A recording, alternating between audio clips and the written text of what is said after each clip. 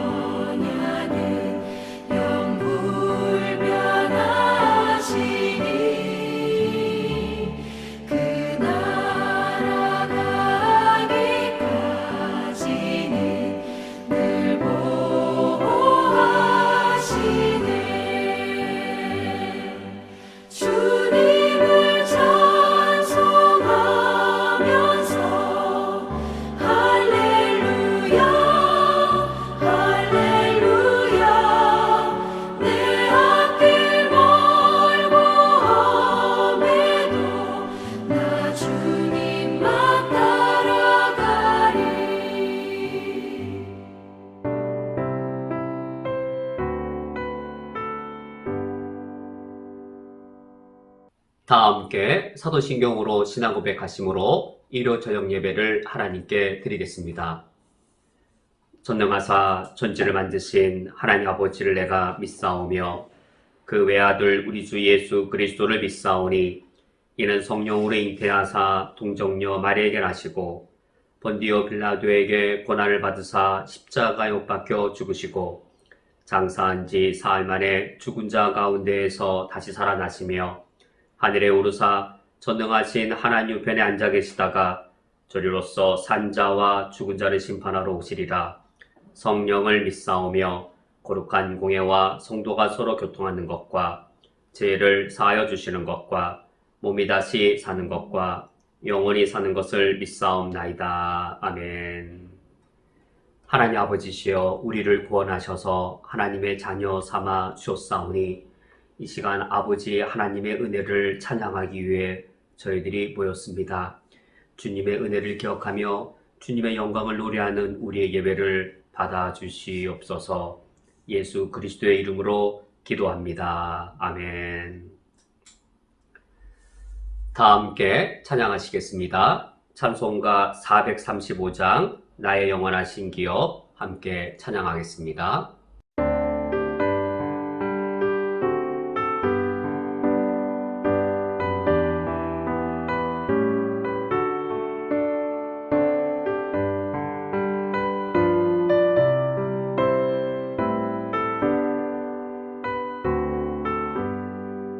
나의 영원하신 기업 생명보다 귀하다. 나의 갈 길 다가도록 나와 동행하소서.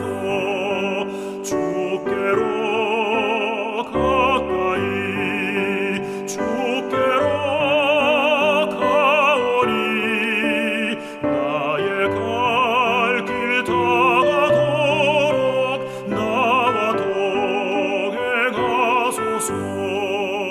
세상 복 위한 일함과 모든 명예 버리고 험한 길을 가는 동안 나와 동행하소서. 주께로 가까이 주께로 가오니 나의 갈 길 다가도록 나와 동행하소서. 어둠 골짝 지나가며 험한 바다 건너서 천국 문에 이르도록 나와 동행하소서. 주께로 가까이 주께로 가오니 나의 갈 길 다가도록 나와 동행하소서.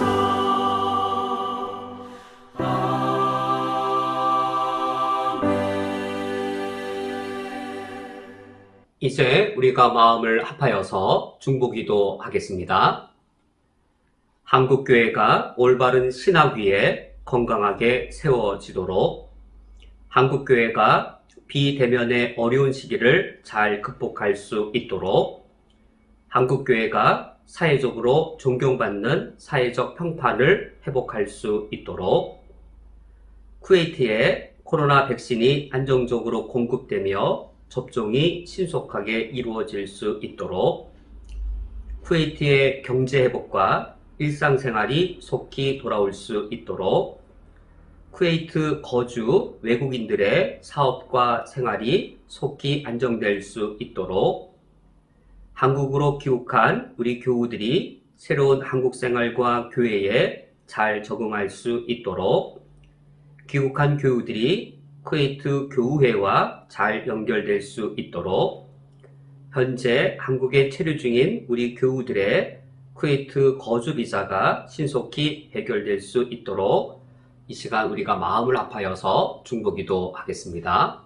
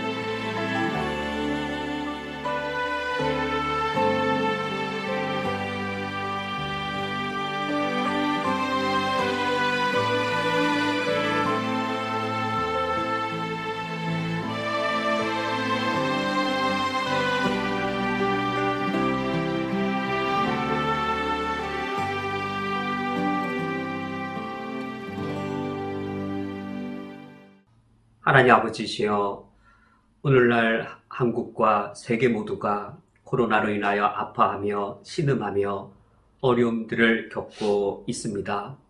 경제뿐만 아니라 우리 모든 일상생활에 고통과 아픔이 매우 크오니 우리 인류를 주님께서 불쌍히 여겨 주시옵소서. 하나님의 사랑이 어느 때보다 더 필요하며 주님의 자비와 우리의 생명과 안전을 보호해 주시는 주님의 은총이 더더욱 필요한 때입니다. 주님께 긍휼을 구하오니 우리 모든 인류들을 주님 아껴 주시옵소서. 이러한 시기에 우리 그리스도인들이 그리고 각 세계의 각 국가의 각 처소에 흩어져 있는 각 교회들이 세상에 소망을 주며 세상의 위로자가 되며 그곳에서 세상의 빛으로 그곳에서 세상의 소금으로 하나님 우리에게 맡겨주신 도덕적인 사회적인 본분들을 능히 잘 감당할 수 있도록 인도하여 주옵소서. 우리는 이미 예수 그리스도 안에서 생명을 누린 자이며 안전을 주님 안에서 보호받는 자이오니 어려움과 아픔에 처해 있는 우리 이웃들, 그들을 향해 저희들이 희생하며 섬기며 교회가 이 세상에 빛이 되고 이 세상에 희망이 되어질 수 있도록 저희들이 그 본분을 온전히 감당할 수 있기를 원합니다. 많은 교회들이 이처럼 그 본분들을 잘 감당하고 있사오나 그러나 또 하나님 아버지 앞에 교회답지 못한 우리 교회들이 많이 있사오니 하나님 아버지여 저희들을 불쌍히 여기시고 용서하여 주옵소서. 바르게 행하며 빛이 되며 소금 역할을 감당하는 그 많은 교회들 하나님께서 드러내 주시어 주의 영광이 사회적으로 모독당하지 않게 하여 주시옵고, 그러나 또 수많은 교회들이 하나님의 이름을 욕되게 하고 있사오니 하나님 아버지 앞에 진실로 우리의 부족함과 또 그릇됨과 죄악을 토로하며 하나님 아버지 앞에 용서를 구합니다. 교회의 외형적인 성장과 교회의 부와 교회의 외적인 성장 자체에 골몰하여 우리 교회 안에, 한국 교회 안에 세상에 그릇된 것들이 침투하였사오니 주여 그것을 하나님 아버지 앞에 엄중하게 해결하지 못한 저희들의 잘못과 그릇됨을 용서하여 주옵소서. 이제라도 저희들이 하나님의 바른 말씀 위에 교회를 건강히 세우게 하여 주시옵고, 교회마다 교단마다 올바른 신학 위에 교회를 세우게 해 주시옵소서. 그리하여 이 세상으로부터 한국 교회가 사회적으로 좋은 평판을 받게 하여 주시며, 그리하여 우리들의 착한 행실을 보고 우리 하늘에 계신 하나님 아버지의 이름이 영광 받을 수 있도록 인도하여 주옵소서. 이제 한국으로 돌아간 우리 교우들 있습니다. 쿠웨이트에서 우리가 함께 신앙생활하다가 저희들이 이제는 쿠웨이트와 한국으로 멀리 떨어져 있사오나 그러나 영으로 하나이며 그리스도 안에서 끊을 수 없는 관계이오니 하나님께 감사드립니다. 한국으로 귀국한 우리 교우들이 새로운 한국 생활 잘 적응하게 하시고 무엇보다 신앙생활 잘 할 수 있는 아름답고 건강한 교회를 잘 만나게 해 주시어서 우리가 서로 몸은 헤어져 있고 저희들이 섬기는 지교회는 다를지라도 영원하신 한 하나님을 동일하게 섬기고 있사오니 우리 귀국한 교우들께서 한국에서 하나님을 섬기며 우리가 함께 꿈꿨던 신앙의 비전들을 서로 떨어진 가운데에서도 하나로 추구하게 하여 주옵소서. 귀국한 교우들이 쿠웨이트 교회와도 잘 연결되게 하여 주시어서 중동 땅에서 하나님의 교회를 세우고 예수 그리스도의 복음을 선포하며 전파하는 그 역사와 전통이 아름답게 계승될 수 있게 하여 주시옵소서. 현재 한국에 체류 중이며 쿠웨이트로 오지 못한 우리 교우들이 여러분 계십니다. 쿠웨이트 거주 비자가 속히 해결되어 줄 수 있도록 선한 길을 열어 주시옵소서. 예수 그리스도의 이름으로 기도합니다. 아멘. 성경 봉독하겠습니다. 오늘 성경 말씀은 구약성경 출애굽기 2장 23절부터 25절까지의 말씀입니다. 오늘 성경 말씀을 제가 봉독해 드리겠습니다. 여러 해 후에 애굽 왕은 죽었고 이스라엘 자손은 고된 노동으로 말미암아 탄식하며 부르짖으니 그 고된 노동으로 말미암아 부르짖는 소리가 하나님께 상달된지라. 하나님이 그들의 고통 소리를 들으시고 하나님이 아브라함과 이삭과 야곱에게 세운 그의 언약을 기억하사 하나님이 이스라엘 자손을 돌보셨고 하나님이 그들을 기억하셨더라. 아멘. 다 함께 기도하고 말씀을 듣겠습니다. 하나님 아버지시여, 하나님께서 우리에게 성경을 주시어 우리가 믿는 하나님을 알 수 있게 해주시며 하나님의 구원 계획과 그 구원의 목적을 우리에게 분명하게 알 수 있도록 인도해 주신 것을 감사드립니다. 우리가 하나님을 알기 위하여 성경을 사랑하며 하나님 우리에게 계시해 주신 주의 뜻을 분별하기 위하여 성경 말씀 아는 것에 열심과 성실을 날마다 낼 수 있도록 인도하여 주옵소서. 오늘이 바로 그러한 날이 되게 해 주옵소서. 예수 그리스도의 이름으로 기도합니다. 아멘.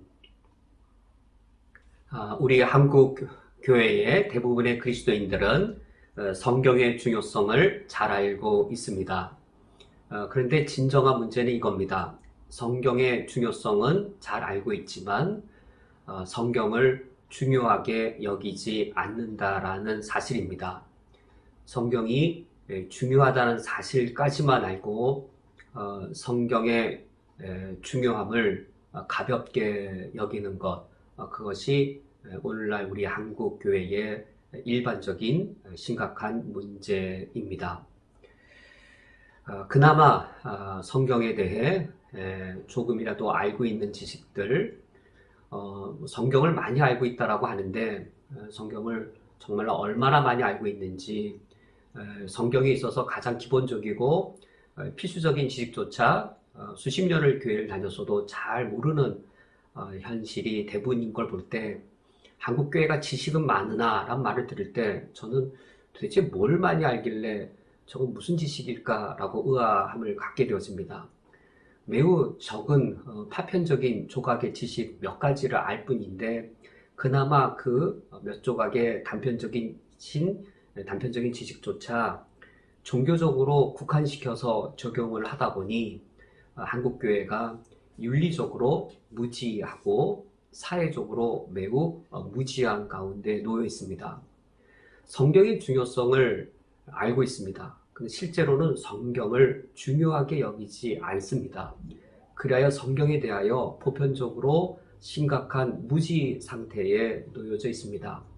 이것은 저의 단순한 말이 아니라 단임 목회만 하더라도 십수년을 한 저의 경험에서 말씀드리는 바입니다.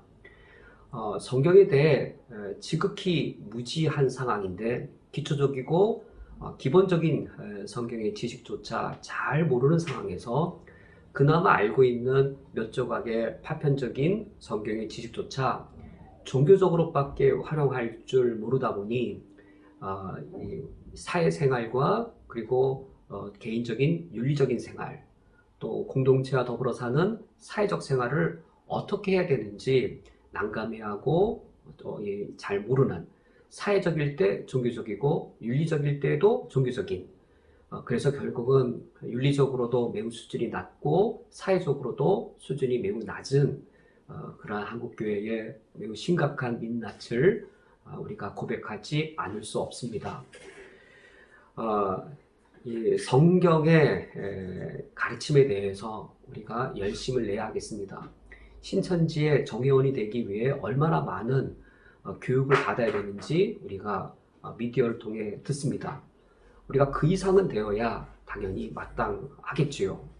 신천지가 그들의 정회원 모임에 들어가기 위해 오랜 세월 정규교육을 그렇게 열심히 받는다면 우리는 학습과 세례 그리고 그 이후에도 교육과정이라고 하는 것이 매우 미미하고 약하고, 목회자가 성경에 대해 지식을 전하면 거부감과 배타적인 것이 있고, 또 하나 그 성경의 가르침을 윤리적으로 적용하고 사회적으로 적용하면 저 목회자는 좌파다, 저 목회자는 우파다, 나는 우파인데 저 목회자는 우파다 라고 해서 신학적이고 신앙적인 것을 정치적으로 따르고 신학적이고 신앙적인 것을 정치적으로 정죄하거나 단죄하는 이런 그릇된 행태가 오늘 한국교회에 매우 심각한 문제입니다. 성경에 있는 가르침은 우리 근대 이후에 좌파, 우파란 개념이 생기기 이전에 이미 주어진 겁니다. 좌파, 우파가 형성되기 이전에 그보다 훨씬 중세, 고대 시대 때 이미 주어진 개념을 훨씬 더 앞선 개념을 후대에 형성되어진 유럽에서의 좌파, 우파의 개념을 가지고 뒤씌워서 좌파다, 우파다라고 말하는 것은 이 종교적인 것보다, 신앙적인 것보다 사회적이고 정치적인 것을 더 우월한 원리로 앞세우는 매우 그릇된 행태입니다. 그러면 성경은 좌파, 우파 그렇게 말할 만한 것이 있을까 없을까라고 말하면 굳이 그렇게 말할 수 있는 부분도 있겠지요. 그러나 A란 목회자가 보면 이거는 좌파고 B란 목회자가 보면 동일한 상황인데 우파인가? 그런 거는 그렇게 많지 않습니다. 굳이 따지면 있을 수 있지 몰라도 아주 중요한 내용, 성경은 객관적입니다. A란 목회자가 보거나 B란 목회자가 보거나 또 C라는 신학자가 보거나 D라는 신학자가 보거나 누가 보더라도 객관적으로 이 사안은 오늘날 기준에 좌파다, 우파다라고 객관적으로 말할 내용이 성경 안에 있습니다. 좌파다, 우파다 그렇게 우리가 성경의 내용을 윤리적으로 또 이 개인적으로, 개인 윤리적으로 또 공동체 사회적으로 성경의 가르침을 그렇게 우리 그리스도인들이 따지고 나누는 것은 우리가 하나님의 명령보다 정치적 성향을 우월시하는 거기 때문에 결코 바람직하지 않습니다. 각자 개인의 정치적 성향이 어떠든 간에 그런 좌파 우파의 개념보다 훨씬 앞서 주어진 이 성경의 가르침은 우리가 그대로 받는 것이 옳습니다. 그대로 받는다라고 했을 때 주관적으로 이렇게 좌파식으로 해석할 수 있고 주관적으로 우파식으로 해석할 수 있을까? 아니면 명확하게 객관적인 가르침이 있는가 하는 겁니다. 객관적으로 명확한 가르침이 있습니다. 객관적입니다. 대단히 객관적이어서 고무줄처럼 이렇게 적용하거나 저렇게 적용할 수 없습니다. 오늘 제가 강조할 부분이 바로 성경의 가르침은 객관적이다라는 사실입니다. 성경의 가르침이 객관적인데 너무 무지하고 너무나도 목매하다 보니 성경의 객관적 가르침 앞에서 이게 정말 이 성경의 가르침인지 아닌지 알지 못하고 성경을 성경적으로 따르는 것이 아니라 종교적으로 종교화되어져서 종교성을 가지고 이 성경의 가르침을 사회적으로 적용하거나 개인 윤리적으로 적용하는 그런 오류들이 오늘 한국교회에 한국교회에 일어나고 있고 그것이 사회적으로도 드러나고 있습니다. 제가 오늘 우리 성도들과 함께 강조하여 살펴볼 부분은 성경의 가르침은 객관적이다라는 겁니다. 성경의 가르침이 어떻게 객관적일까? 창세기 1장을 보는 사람마다 달리 해석할 수 있을까요? 아니면 창세기 1장은 객관적인 의미가 있을까요? 누가 보더라도 창세기 1장이 선언하는 객관적인 사실이 있을까요? 창세기 1장을 읽으면 하나님은 하늘과 땅과 인간의 창조주라고 선언합니다. 객관적 사실입니다. 읽는 사람마다 달리 뜻을 찾아낼 수 있는 게 아니고 누가 보더라도 심지어 비기독교인이 창세기 1장을 읽더라도 창세기 1장 하나님을 창조주라고 말하네? 나는 안 받아들여. 안 받아들인다는 말은 성경에 객관적 의미가 있기 때문인 것이죠. 창세기 1장만 그러하겠는지요? 성경의 모든 장이 그러합니다. 성경의 모든 장이 다 객관적 의미를 명확하게 말하고 있는 것이지 모호하게 말하거나 또는 이제 이리 해석하거나 저리 해석해도 될 만한 부분은 매우 적습니다. 그것은 우리가 구체적으로 실행함에 있어서는 어떤 폭을 주는 어느 정도의 영역은 있을지 몰라도 그렇게 정반대로 해석될 수 있을 만큼 그렇게 성경이 객관적이지 않고 고무줄처럼 주관적인가? 그건 매우 특수한 경우이거나 매우 예외적인 경우인 것이지 보편적으로는 전혀 그렇지 않습니다. 왜 그런가? 왜 성경의 가르침은 객관적인가? 크게 두 가지만 보면 성경을 읽다 보면 주요한 개념과 어휘가 등장합니다. 그것이 객관적입니다. 이를테면 우리가 오늘 언약이라는 어휘 언약이라는 개념을 우리가 오늘 살펴보고자 하는데, 이 언약이라는 어휘와 개념은 누가 보든지 간에 객관적입니다. 물론 세밀한 정의에 있어서는 학자마다 약간 다르게 정의를 내릴 수는 있지요. 그러나 이 넓게 봐서는 객관적으로 언약하면 공통된 그런 개념들이 있습니다. 그것은 순간에 생긴 개념이 아니고 우리가 성경을 신약, 구약으로 나눕니다. 구약, 옛 언약, 신약, 새 언약. 이거 언약입니다.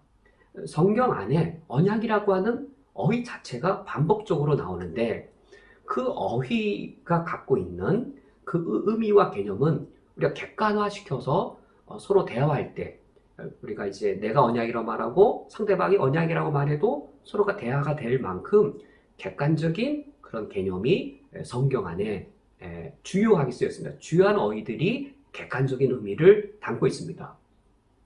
객관적으로 보지 않는 그런 논쟁이 있는 부분들도 제가 인정하지만, 그런 논쟁이 있는 것도 있는 것이지, 성경은 대체적으로 전반적으로 주요한 어휘와 개념들은 객관적이다라고 말할 수 있습니다. 또 성경의 어휘와 개념이 객관적일 뿐만 아니라 그 성경을 쓴 그 성경의 내용이 구조를 갖고 있습니다. 문예 구조를 갖고 있습니다. 문예 장치와 문예 구조를 갖고 있습니다.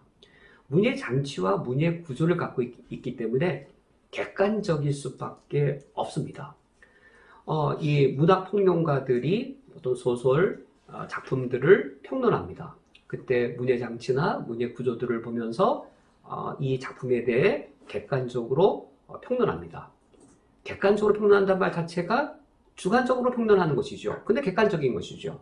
너무 주관적 평론인데 그래도 객관적인 측면이 되게 강한 것이죠. 그래서 이 문예 평론가로부터 이제 어떤 이 칭찬을 받거나 상을 받는 작품들은 대단히 높이 인정받을 수 있는 것은, 이 주관적이라고 하는 것이 아무런 어떤 영역과 폭도 없이 이 사람이 보면 저렇고 저 사람이 보면 그런 것이 아니라 객관적인 의미를 전달하기 위한, 또 객관적 의미를 효과적으로 드러내기 위한, 의미가 숨어져 있는 게 아니라 어떤 사람이 독자들이 읽고 도무지 뜻을 못 발견해내는 겁니다. 출애굽기를 읽고 출애굽기가 뭘 말하는 것이 도무지 모르겠다. 그러면 출애굽기가 제대로 쓰여진 것이 아닌 것이죠. 그런데 출애굽기가 무엇을 말하려고 하는지를 명확하게 드러내기 위해 문예 장치와 문예 구조가 객관적으로 존재합니다. 그런 객관적으로 존재하는 문예 장치나 구조를 통해서 출애굽기는 이 사실을 강조하고 있고 출애굽기의 주제는 이거다라고 하는 것을 찾아내고 거기에 우리가 합의에 이룰 수 있는 것이죠. 이러한 것들, 문예 장치나 문예 구조, 또 어떤 주요한 어휘와 개념들, 이런 것들을 등등해서 오늘날 현대에는 성경 해석학이 매우 발달되어 있습니다. 성경 해석학이 매우 발달되어 있다는 말은 성경 본문에서의 객관적 의미를 찾아내는 기술이 상당하게 고도로 발전되어 있으므로 우리가 이 본문이 무엇을 말하는 것인지는 객관적으로 우리가 동의할 수 있다라는 사실입니다. 그것이 모든 학자가 정밀하게 하나의 의견을 일치한다는 것이 아니라 어느 일정 영역, 객관적인 어느 일정 영역 안에서는 이 본문의 의미는 이것이다라고 그 일정 영역 안에서 우리가 안정적으로 이 본문이 말하는 부분은 여기서부터 여기까지를 말한다면 A란 신학자가 이렇게 해석하고 B란 신학자가 달리 해석하더라도 어떤 객관적 범주 안에서 말을 한다면 이 본문의 해석에 있어서 부당한 해석이 아니다라고 말할 수 있을 만큼의 그런 객관적 의미가 있습니다. 서두에서 지금까지 말씀한 부분을 좀 정리해보면 성경을 우리 그리스도인들은 중요하게 여깁니다. 근데 정말로 중요하게 여기냐 하는 겁니다. 중요하다는 사실을 안다면 중요하게 여겨야 되겠습니다. 성경의 중요함을 알고 중요하게 여긴다면 성경을 우리가 객관적인, 성경에 있는 뜻이 무엇인지 객관적으로 찾아내는 훈련과 연습을 해야 하겠습니다. 성경이 무엇을 말하는지 그것을 배우고 익혀야 하겠습니다. 객관적 의미와 뜻이 있기 때문입니다. 그래서 성경에서 말하는 바를 내가 정치적 우파인데 우파 성향의 목회자가 말하면 우르르 따라가고, 내가 정치적으로 좌파인데 좌파적 해석하는 목회자에서 우르르 따라가는 그것이 아니라 정말로 성경에서 무엇을 말하는지를 우리 스스로 내 신앙을 위하여, 내가 하나님 아버지 앞에서 내가 바른 신앙생활, 내 신앙 양심껏 하기 위해서는 최소한 그러한 훈련들을 우리가 힘써 해야 하겠습니다. 그러면 성경에서 이처럼 이 객관적 의미가 성경 안에 담겨 있다고 한다면, 그럼 이제 그 다음 물어야 될 아주 중요한 물음은, 그럼 객관적 의미를 파악하려면 성경을 어느 정도 분량을 기본 단위로 읽어야 할 것인가? 한 구절 한 구절 읽고 파악할 수 있을까? 이를테면 창세기 1장 1절 한 구절만 따로 떼어서 읽고 객관적 의미는 무엇일까?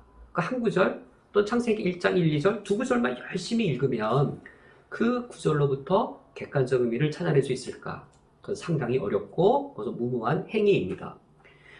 도대체 그 성경 본문의 객관적 의미를 발견하려면 어느 정도 넓은 분량을 봐야 되는가? 최소한 한 장이겠죠. 창세기 1장에 최소한 한 장 정도를 보거나, 그러나 한 장을 보는 것조차도 충분하지 않습니다. 우리가 성경의 그 본문의 의미를 가장 기본적으로 파악하기 위한 가장 기본적인 단위는 성경 한 권입니다. 이를테면 창세기 한 권 또는 출애굽기 한 권입니다. 이 창세기 한 권을, 창세기의 50장을 한 권으로 여기고 출애굽기의 40장을 한 권으로 여겨서 이거를 한 단위로 여기는 것, 우리가 그런 것에 익숙해져야 하겠습니다.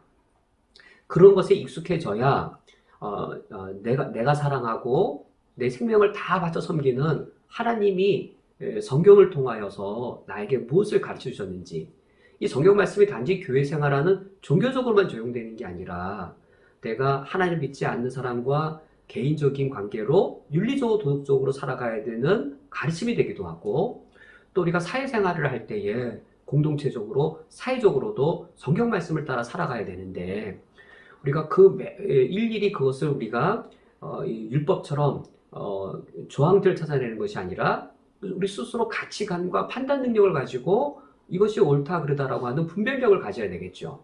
그런 분별력을 우리가 길러내기 위해서는 성경 읽는 기본 단위를 창세기 한 권, 또 출애굽기 한 권, 이와 같이 볼 필요가 있겠습니다.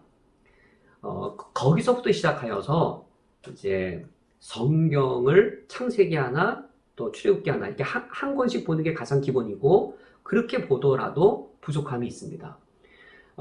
창세기와 출애굽기를 연결시켜야 될 것이고, 더 나아가서는 성경 66권을 한 권으로 여겨서 성경을 해석해야 됩니다. 그래야만 성경의 객관적 의미를 안정적으로 파악해낼 수 있습니다. 성경의 몇 권만을 이렇게 조합시켜서 성경이 말하려고 하는 바를 정반대로 뒤집을 수도 있습니다. 오늘날 동성애를 찬성하시는 분들이 그와 같은 큰 오류를 범하고 있는 것이죠. 또는 성령론에 있어서 신사도 운동 같은 경우 누가복음과 사도행전 특별한 몇 개 성경만을 특별히 하이라이트 시켜서 성경 전체의 가르침을 뒤틀어 버리는 것이죠.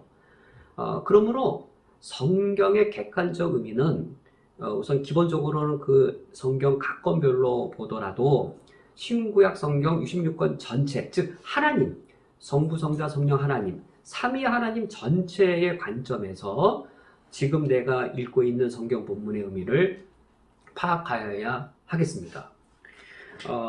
그 예를 우리가 오늘 실제로 말씀을 통해 보고자 합니다. 우리는 오늘 출애굽기로 시작하여서 창세기의 아브라함으로 넘어가고자 하는데, 지금 말씀을 나눈 바로 그 부분 때문입니다. 지금 방금 말씀드린 것은 성경의 객관적 의미를 파악하려면, 그러면 성경을 얼마나 넓게 봐야 되느냐, 몇 구절만 인용해서는 안 되고 더 넓은 부분을 봐야 되는데, 출애굽기 1장을 읽는다고 했을 때 출애굽기 1장만 봐서는 안 되고 출애굽기 전체로 보되 창세기까지 연결해야 된다라고 하는 것을 지금 한번 실제로 한번 창세기 1장을 보면서 한번 그 사실들을 찾아가 보겠습니다. 출애굽기 1장을 오늘은 성경을 각자 펴시고 제가 언급해 드리는 성경 구절들을 따라오시면서 내 성경에다가 직접 표시하시면 후에 개인적으로 통독하시거나 말씀을 묵상하실 때 유익이 될 수 있겠습니다. 먼저 출애굽기가 어떻게 시작되는가? 출애굽기를 한 권으로 놓고 볼 때 출애굽기 1장이 출애굽기의 시작입니다. 출애굽기 시작될 때 출애굽기 1장 1절이 야곱과 함께 각각 자기 가족을 데리고 라고 해서 야곱의 이야기로 이제 출애굽기가 시작되어지는데, 이 출애굽기 1장에서의 아주 핵심되는 어떤 모티브, 개념이 있는데, 이 개념은 우리가 1장 7절에서 발견할 수 있습니다. 이스라엘 자손은 생육하고 불어나 번성하고 매우 강하여 온 땅에 가득하게 되었더라 라고 하는 이 사실이 출애굽기 1장에 매우 부각되어지는 모티브입니다. 출애굽기 1장 5절에 보면 야곱이 자기 가족과 함께 내려올 때 그때 70명에 불과했습니다. 창세기 끝부분에서는 70명이 애굽으로 내려옵니다. 그래서 출애굽기 1장 시작할 때 70명으로 시작하였던 그들이 7절 말씀, 이스라엘 자손은 생육하고 불어나 번성하고 매우 강하여 온 땅에 가득하게 되었더라. 이 매우 이 이스라엘 민족이 번성한 주제가 나오는데, 근데 우리가 이것을 출애굽기 1장만 놓고 보면 이스라엘의 번성이라는 사실이 무엇의 원인이 되는가? 9절 말씀에 보면 그가 그 백성에 이르되 이 백성 이스라엘 자손이 우리보다 많고 강하도다. 이때 그는 애굽 왕입니다. 바로입니다.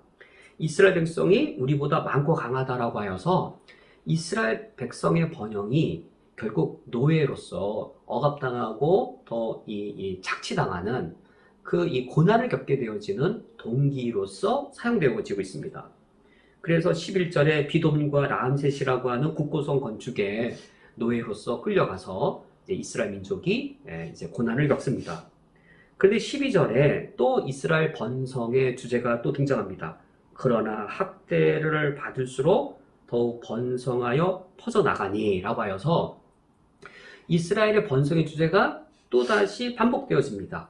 그러자 이제 그 13절 이스라엘 자손에게 이를 엄하게 시켜, 이제 이스라엘이 번성하니까 바로왕이 학대를 하고, 학대를 하도 더 번성하니까 바로왕이 더 학대를 해서 이제는 흙 이기는 일, 또 벽돌 굽는 일까지 더 가중시키는, 더 학대하는 일이 발생되어집니다.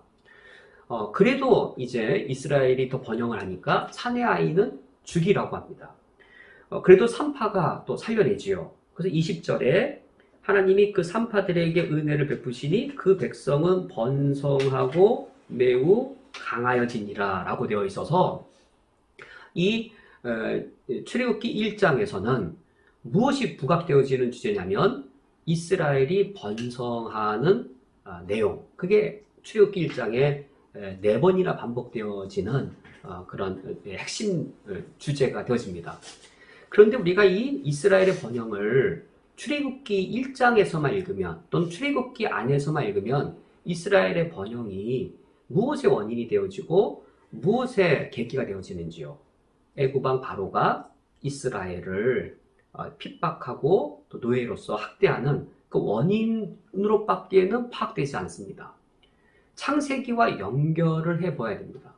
창세기와 연결을 해보면 이스라엘의 번성이 단순히 이 바로왕이 이스라엘 민족을 두려워해서 박해하는 원인 정도만이 아닙니다.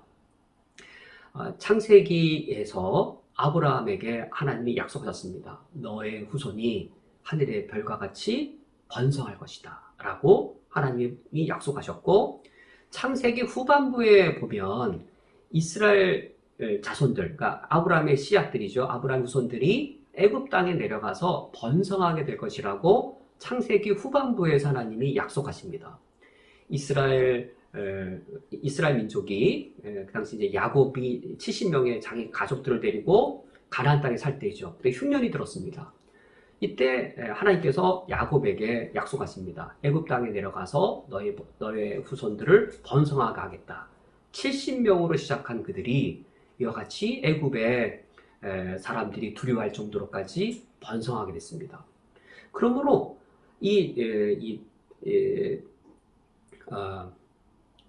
출애굽기 1장을 출애굽기만 놓고 보게 되면 이스라엘 번성이라고 하는 것이 바로왕의 학대하게 되어지는 원인으로밖에 파악이 안 되지만 창세기와 관련시켜서 보게 되어지면 이것이 하나님이 아브라함과 약속하신 것, 즉 언약 체결을 하셔서 이루고자 하신 약속하신 바가 아브라함 언약이 성취되는 것으로 출애굽기가 시작되고 있구나.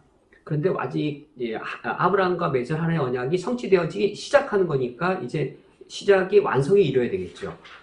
그러면 출애굽기를 읽어 나갈 때 하나님이 아브라함과 맺은 언약을 이제부터 그 언약을 성취하기 시작하시는데 출애굽기를 통하여 어떻게 아브라함과 맺은 언약을 하나님이 이루실까라는 관점에서 출애굽기를 읽어야 된다는 사실을 알게 되었습니다. 창세기 없이 출애굽기만으로 읽으면 우리가 그 사실을 모르죠. 그냥 이스라엘 백성들이 애굽에서 노예 민족으로 있으니 하나님이 그들을 불쌍히 여기셔서 구원한 정도의 이야기로밖에 알 수가 없습니다. 그런데 또 한 가지, 이걸 창세기하고 출애굽기만이 아니라 성경 전체로 놓고 볼 필요가 있습니다. 성경 전체 문맥에서 놓고 보면 출애굽기 1장 7절이 또 달리 읽힐 겁니다. 출애굽기 1장 7절, 이스라엘 자손은 생육하고 불어나 번성하여 매우 강하여 온 땅에 가득하게 되었더라를 창세기 1장 28절과 비교해 보십시오. 어떠한지요? 창세기 1장 28절, 하나님이 인간에게 복을 주셔서 생육하고 번성하여 땅에 충만하라 라고 아담에게 명령하셨습니다. 하나님이 창세기 1장에서 창조를 통해 하나님의 나라를 세우시고 인간을 하나의 형상으로 창조하신 후 그들에게 복을 주시며 이르시되 생육하고 번성하여 땅에 충만하라 라고 하나님이 아담에게 약속하셨습니다. 아담에게 약속하신 것을 하나님이 노아 홍수 후 노아에게 약속하셨습니다. 노아에게 약속하신 것을 하나님이 아담을 천하 만민이 너를 통하여 복을 얻으리라고, 너가 온 땅의 모든 사람들이 너를 통하여 복을 얻을 것이고 너의 후손들이 하늘의 별과 같이 많을 것이라고, 그 아담에게 처음 언약을 통해 체결하셨던 그 내용들을 하나님께서 아브라함과 언약 체결을 하신 것을 볼 수 있는데 1장 7절, 출애굽기 1장 7절이 그 창세기 1장 28절에 반영되어진 창세기 1장 28절의 말씀이 그대로 반영되어져서 이스라엘 자손은 생육하고 불어나 번성하고 매우 강하여 온 땅에 가득하게 되었더라라고 하여서 우리가 이 출애굽기를 읽을 때 한편으로는 직접적으로는 하나님이 아브라함과 언약을 체결한 것이지만 이것이 단순히 이스라엘 민족이라고 하는 한 민족을 구원하신 일이 아니고 온 인류를 구원하시고자 하시는 세계의 창조자 하나님의 구원 계획과 관련된 것이구나 라는 사실을 우리가 알 수 있습니다. 이렇게 복잡하고 어려운 것들을 왜 알아야 될까요? 그 이유는 이겁니다. 신천지가 이제 그릇되게 이런 성경 해석을 뒤틀어 버립니다. 아담이 실패해서 하나님이 노아를 보내고, 노아가 실패하니까 하나님이 아브라함을 보내고, 아브라함이 실패하니까 예수님을 보내고, 예수님이 실패하니까 이만희를 보냈다라고 성경을 가지고 조잡하게 해석을 해서 이만희가 무슨 보혜사니 뭐니 그렇게 가르치는 겁니다. 성경에 나타나 있는 문예 구조와 객관적 의미를 기본적으로만 안다 할지라도 그렇게 조잡하고 조악하고 특히 윤리적으로는 비윤리적이고 사회적으로는 반사회적인 신천지 가르침에 넘어갈 리가 없는 것이죠. 양심과 이성이 말씀을 통해 제대로 된 사람이라면 저런 식으로 성경 해석해서 결국 저렇게 되는 거라면 저건 이단 맞다라고 여기고, 그래서 성경 자체를 그릇되게 뒤틀어 버린 것이죠. 우리 성도님들께서 성경을 배우고 익히는 것에 있어서 열심을 내셔야 되겠습니다. 이거 대단히 중요한, 우리 생명을 살리고 교회를 지키는 이것에 우리가 종교적으로 내가 뭐 좀 마음 편안함을 누리고 또 내가 이 시간 또 개인적으로 뭔가 좀 은혜를 충만하게 여기는 그것으로만 여기기보다 좀 그런 부분들도 우리가 물론 아주 소중하게 여겨야 되겠지만 지금 제가 강조하는 부분도 그 이상으로 더 중요한 부분이어서 우리가 기독교 신앙을 이 시대에 지키고 참된 교회를 이 세상 속에서 지켜내야 됩니다. 그것을 지킬 힘은 성경 말씀에 있는 겁니다. 이단들이 더욱더 교묘해지고 이단들의 가르침이 더욱더 정교하게 들어온다고 한다면 당연히 그러면 교회는 더 성경을 열심히 가르치고 더 이 기본적인 수준, 제가 전달하는 건 뭐 대단히 학적인 것도 아니고 대단히 기본적인 것들입니다. 대단히 이 기본적인 부분들은 우리가 구원받은 그리스도인들이라면 힘써 알아야 하겠습니다. 이 창세기 출애굽기 1장에 이스라엘의 번영이라고 하는 것, 그것이 지금까지 잠깐 말씀드린 내용에 보면 아브라함 언약의 성취, 자손이 번성할 것이라고 하는 아브라함 언약의 그 성취와 관련되어진다는 것을 우리가 알 수 있다. 창세기로부터 읽는다면. 그런데 그 언약이란 표현이 직접적으로 드디어 나타나게 됩니다. 그것이 출애굽기 2장인데, 출애굽기 2장은 1절에서 10절까지는 이제 하나님이 이스라엘의 구원자로 사용할 모세가 태어난 일이고, 2장 11절부터 22절은 청년 모세가 이스라엘 구원을 자신의 인간적 비전으로 세웠다가 그 인간적 비전이 다 깨어지는 이야기입니다. 그것이 끝나고 나서 이어지는 23절에 이런 말씀이 있습니다. 여러 해 후에 애굽 왕은 죽었고 이스라엘 자손은 고된 노동으로 말미암아 탄식하며 부르짖으니, 이 이스라엘 자손이 바로 아브라함의 자손들인 것이죠. 그 고된 노동으로 말미암아 부르짖는 소리가 하나님께 상달된지라. 왜 이스라엘 자손이 부르짖는 소리가 하나님께 상달될 수 있었을까요? 당시 애굽에 이스라엘 민족이 아니라 수없이 많은 여러 노예들이 있었을 텐데 왜 유독 이스라엘 민족의 이 탄식하는 소리만 하나님께 상달될 수 있었을까요? 그 이유가 24절, 25절에 나옵니다. 24절에 하나님이 그들의 고통 소리를 들으시고 하나님이 아브라함과 이삭과 야곱에게 세운 그 언약을 기억하사. 이스라엘 민족의 고통 소리만을 하나님이 들으신 그 근거는 언약에 대한 기억 때문이었습니다. 하나님이 누구와 언약을 세우셨냐면 아브라함과 이삭과 야곱에게. 우린 창세기를 볼 때 하나님이 아브라함과 처음 언약을 세우시고, 그리고 그 언약을 하나님이 이삭과 이어서 세우시고, 그리고 야곱과 더불어 세우신 내용, 이게 창세기의 아주 중요한 내용입니다. 우리가 이 내용들, 창세기에서 하나님이 아브라함과 이삭과 야곱과 언약을 체결한 것, 이 언약 체결 내용이 객관적입니다.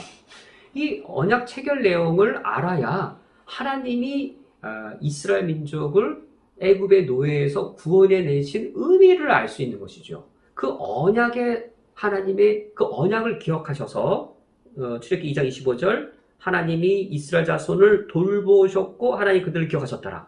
그 언약, 아브라함과 언약을 기억하셔서 이 고센 땅, 애굽 고센 땅에 있던 노예 히브리 민족을 하나님이 그들을 돌보시고 구원해 내셨다면 당연히 구원의 내용은 어떤 의미가 그대로 실현된 것인가요? 당연히 창세기에 아브라함, 이삭, 야곱과 하나님 언약 체결한 내용대로 출애굽기가 진행되는 겁니다.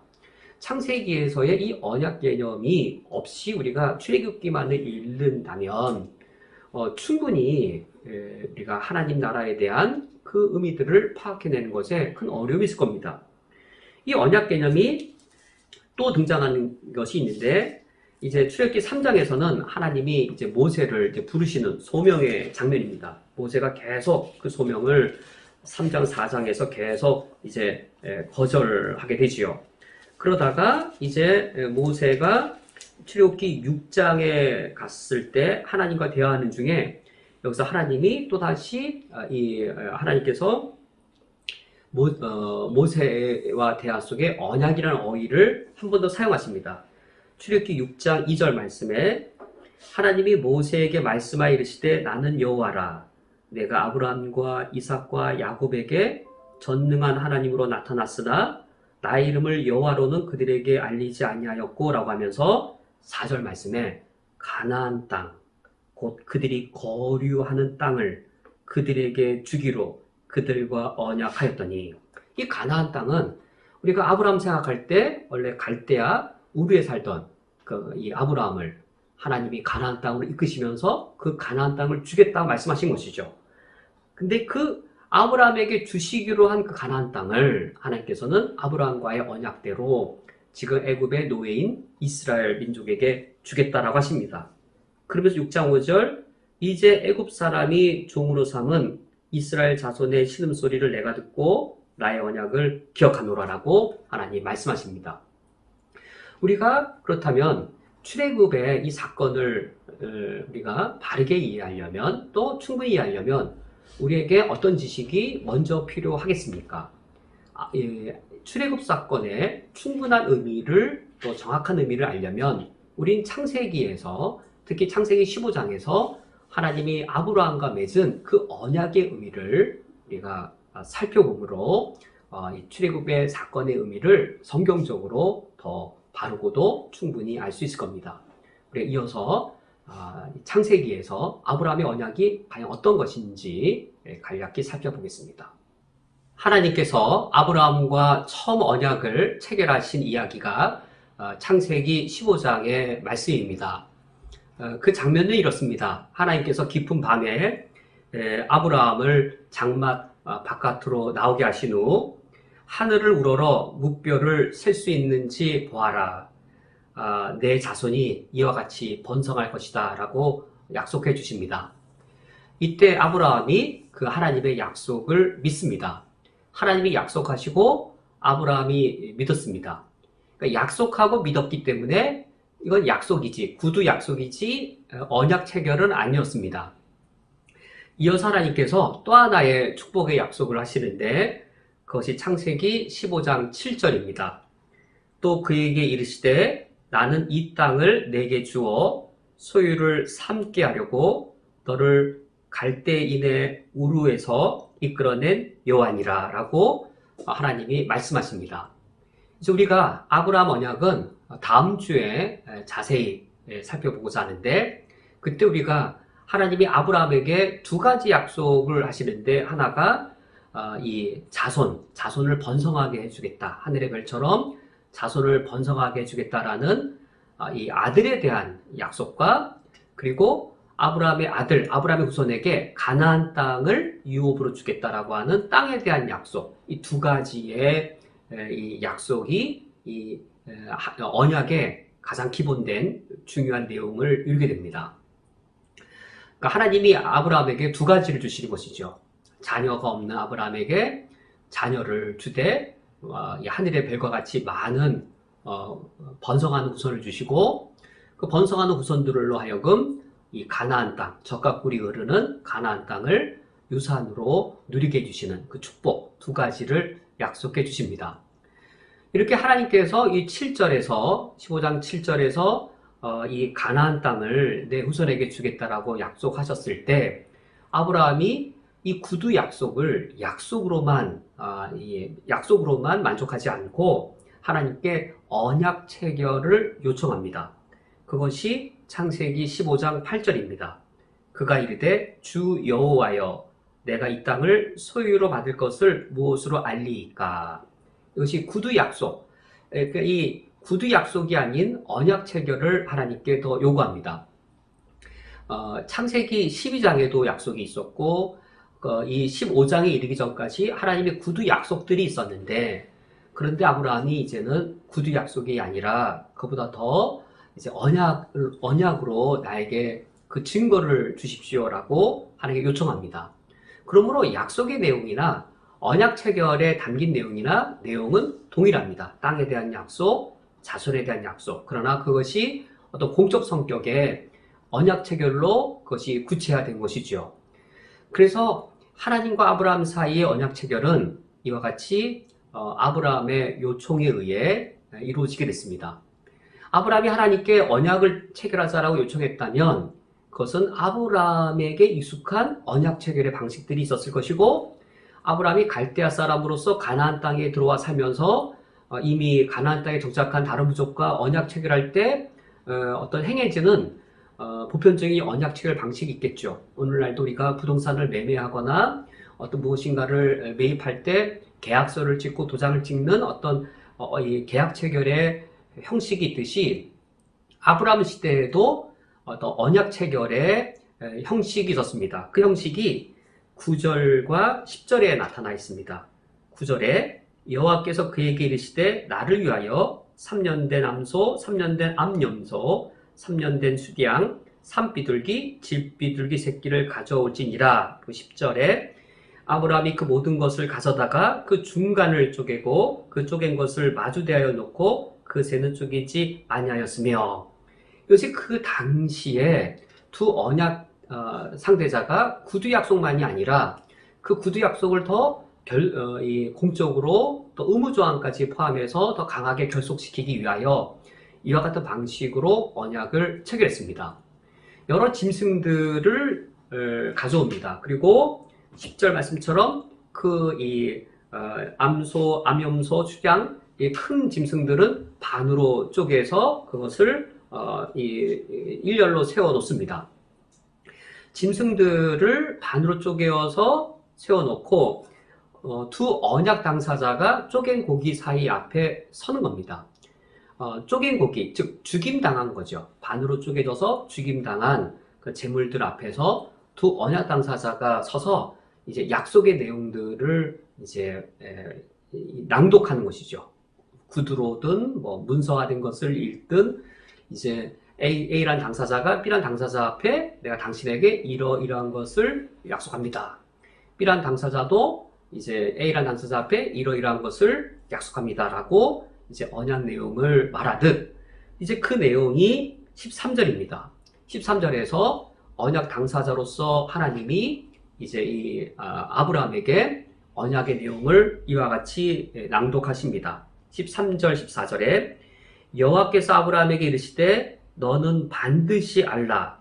내 자손이 이방에서 객이 되어 그들을 섬기겠고 그들은 400년 동안 내 자손을 괴롭히리니. 이 13절 말씀이 어떤 내용인지요? 바로 출애굽기 1장의 내용입니다.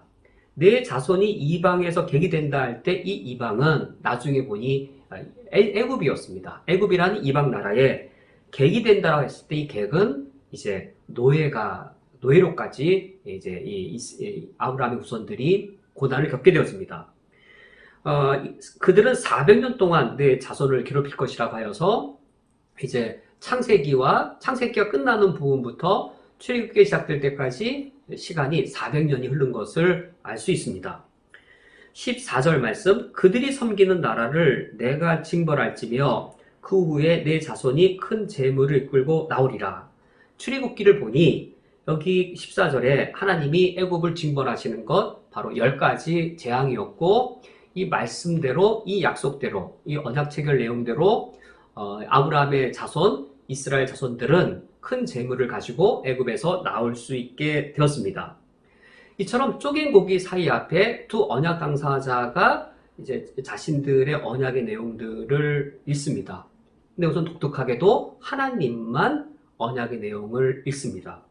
그리고 17절, 해가 져서 어두울 때에 연기 나는 화로가 보이며 타는 햇불이 쪼갠 고기 사이를 지나더라. 본래는 두 언약 당사자가 쪼갠 고기 사이를 지나가므로 쪼갠 고기 앞에서 선언했던 내용을 반드시 지킬 것을 다짐하는 것이죠. 오늘날로 말하면 계약서에 빨간 도장을 찍는 것과 같은 행위입니다.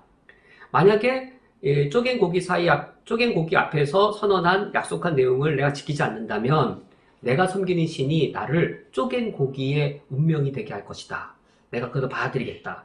만약에 아브라함이 언약을 체결한다면 아브라함은 여호와의 이름으로 언약을 체결했을 것이고, 그리고 만약 블레셋 민족이라면 그들이 섬기는 다곤 신의 이름으로 선언했겠죠.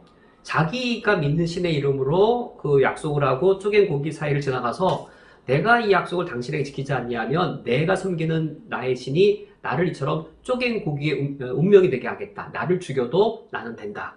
그러므로 난 당신과 맺은 언약을 내 신의 이름으로 목숨 걸고 지키겠다라는 언약 체결 형식인데, 이 언약을 체결한 건 하나님이 일방적으로 언약을 불리하게 말씀하시고, 그리고 그 언약 체결한 그 쪼갠 고기 사이를 하나님만 불리하게 하나님만 지나갔습니다.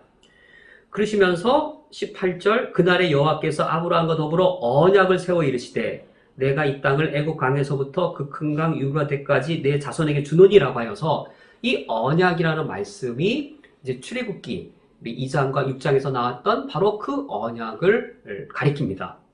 하나님께서 이 언약 체결을 통해 하나님을 전적으로 불리하게, 자신을 전적으로 불리한 입장, 갑과 을에서 을의 입장으로 써져서 이 언약을 내가 지키지 않으면, 내가 너의 아브라함의 후손 자손들을 이 가나안 땅에 이끌고 오지 않으면 내가 하나님 자신이 쪼갠 고기의 운명이 되겠다라고 선언하셨습니다.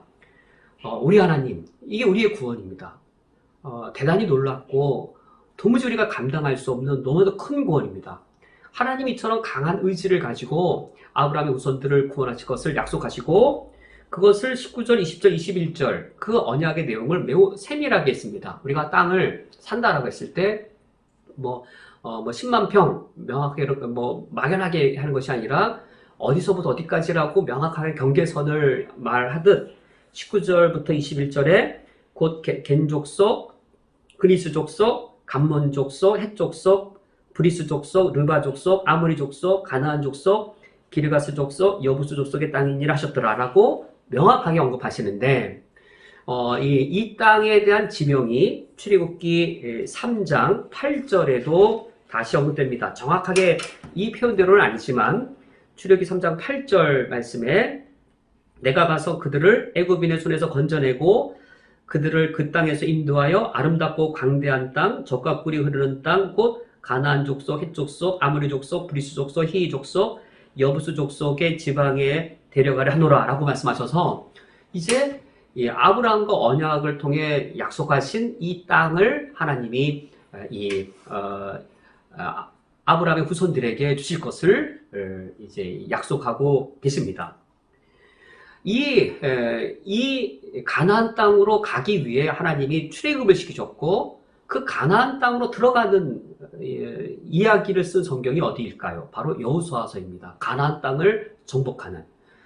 여호수아서 1장을 보시면 여호수아서 1장에 또다시 지명이 언급되어지고 있습니다. 여호수아서 1장 4절 이하에 곧 광야와 이 레바논에서부터 큰 강 곧 유브라데까지 헷족속에 온 땅과 또 해지는 쪽 대해까지 너의 영토가 되리라 라고 하나님께서 여호수아에게 명령하시는데, 이 땅의 지명이 바로 하나님이 아브라함에게 약속하신 것입니다. 이걸 볼 때 아브라함과 하나님이 맺은 언약은 단순히 출애굽기 해석만이 아니라 창세기와 출애굽기를 뿐만 아니라 이것이 여호수아서를 이해하는, 여호수아서에서 가나안 땅을 정복하는 그 이야기인 것을 알 수 있겠고, 이것이 결국 하나님의 나라를 이해하는 가장 기본적이고도 중심된 내용이라는 사실을 알 수 있습니다. 우리가 예수님을 믿자고 전도할 때 예수 믿고 구원받자라고 말합니다. 예수 믿고 구원받아 하나님 나라 들어가자라고 말합니다. 그 하나님 나라가 무엇인지요? 그 하나님 나라입니다. 우리가 하나님 나라를 알아야 되는 것이죠. 오늘 말씀을 맺도록 하겠습니다. 아브라함의 언약의 성취로서 출애굽, 이렇게 표현할 수 있습니다. 출애굽 사건은 하나님이 아브라함과 맺은 언약의 성취입니다. 우리는 이 내용을 이제 다음 주에 이어서 더 충분히 몇 주에 걸쳐 살펴보고자 합니다. 아브라함의 언약의 성취로서의 출애굽, 그리하여 하나님 나라의 개념을 이해하고자 하는 것은 이겁니다. 우리가 하나님 나라의 개념을 우리가 이해하면, 그리고 더불어 하나님 나라의 개념을 이해한다는 말은 구원받았다는 게 무엇인지를 이해한다는 것인데, 그것을 종교적으로만 이해하는 것이 아니라, 그래서 교회 생활로서만 이해하는 것이 아니라 윤리적으로, 사회적으로 이해할 수 있게 되었습니다.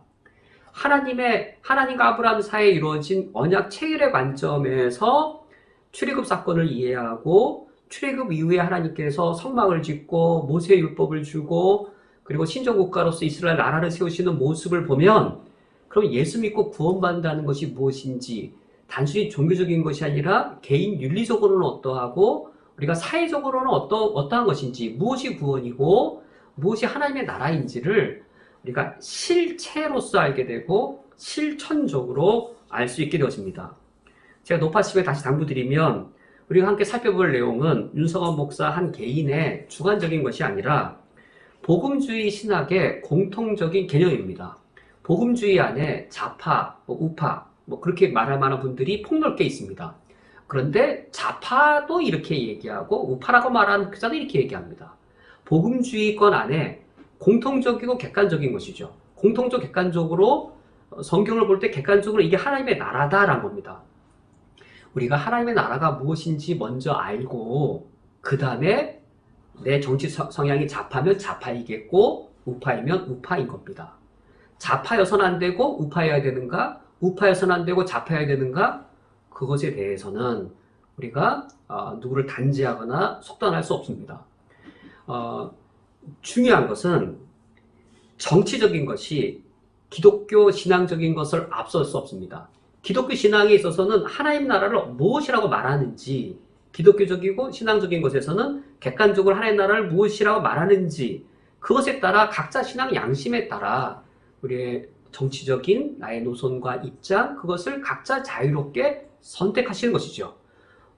그러나 그런 선택, 정치적인 선택 이전에 더 중요한 것은 내 정치적 색깔에 따라 성경을 재단하는 게 아니라 그 이전에 좌파와 우파란 개념이 생성되기 이전에 이미 하나님이 우리에게 주신 이 성경의 내용들, 그것은 좌파든 우파든 다 떠나서 좌파 신학자도 우파 신학자도 다 공통되게 말하는 하나님 나라의 개념이 있습니다. 그 개념 자체는 우리가 성실성과 열심을 다해서 우리가 성경을 통해 하나님 나라가 무엇인지를 알아가야 하겠습니다. 함께 기도하겠습니다. 하나님 아버지시여, 우리를 구원받게 해주신 것을 감사드립니다. 우리가 자동차를 운전하고자 할지라도 그 위험성을 알기에, 그러나 자동차 운전의 그 중요성을 알기에 우리가 열심히 익히며 또 배워서 우리가 반드시 자동차 운전할 때까지 그것을 익히오니 우리가 그 사소한 것조차 그럴진데 이 위대하고 큰 하나님의 구원에 대한 개념을 우리가 알기 위하여 얼마나 두려움과 떨림으로 또 진지한 마음으로 임하여야 하겠는지요. 신천지의 열심 그것에 비할런지요. 그들의 그 이단 그 그릇된 진리를 위해서도 그와 같이 열심을 내는 그들을 볼 때에 진실로 우리가 사람의 생명을 살리고 우주를 구원하는 이 하나님의 이 참된 진리를 저희들이 듣고 배우고자 할 때에 어찌 1시간이 길겠으며 2시간이 아까웠겠는지요. 하나님의 이 크고도 이 중대한 구원의 이 귀한 진리의 말씀을 우리가 배우며 익게 돼 진지함으로 배우고 익혀서 진실로 하나님이 우리를 구원하시고 이 땅에 교회를 세우신 그 목적에 부합한 저희들이 되게 해 주옵소서. 저희들은 쿠웨이트에 있습니다. 중동 땅에 있습니다. 이곳에 있는 주님의 그 뜻과 목적을 우리가 헤아려 하나님 아버지 앞에 이곳에 있는 우리 쿠웨이트 한인연합교회 다운 우리 공동체와 우리 각자 그리스도인들이 되게 해 주옵소서. 예수 그리스도의 이름으로 기도합니다. 아멘. 다 함께 주기도로 예배를 폐하겠습니다. 하늘에 계신 우리 아버지여, 이름이 거룩히 여김을 받으시오며 나라가 임하시오며 뜻이 하늘에서 이루어진 것 같이 땅에서도 이루어지이다. 오늘 우리에게 일용할 양식을 주시옵고 우리가 우리에게 죄 지은 자를 사하여 준 것 같이 우리 죄를 사하여 주시옵고 우리를 시험에 들게 하지 마시옵고 다만 악에서 구하시옵소서. 나라와 권세와 영광이 아버지께 영원히 있사옵나이다. 아멘.